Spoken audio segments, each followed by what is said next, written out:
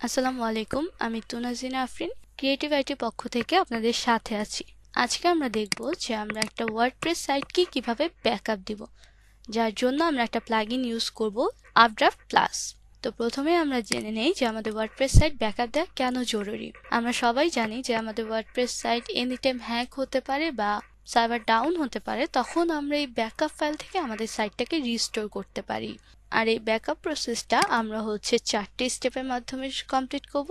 প্রথমত আমরা প্লাগইনটা ইনস্টল করব, দেন সেট করব এবং থার্ডলি লোকেশন চুজ করব এবং সবশেষে আমরা সাইটটাকে ব্যাকআপ দিব।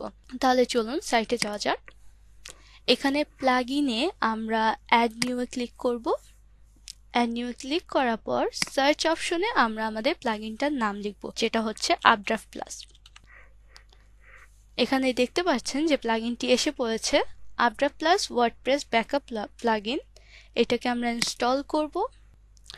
ইনস্টল করার পর আমরা অ্যাক্টিভেট করব। এখানে প্লাগইনটি এসে পড়েছে, দেন আমরা সেটিংসে যাব। সেটিংসে যাওয়ার পর আরেকবার সেটিংসে যেতে হবে অ্যান্ড দেন গুগল ড্রাইভকে লোকেশন হিসেবে চুজ করে দিতে হবে অ্যান্ড দেন সেভ চেঞ্জেস এবং শেয়ার করবেন। এবং পরবর্তীতে এরকম আরও ভিডিও পাওয়ার জন্য আমাদের চ্যানেলটিতে সাবস্ক্রাইব করবেন। ধন্যবাদ।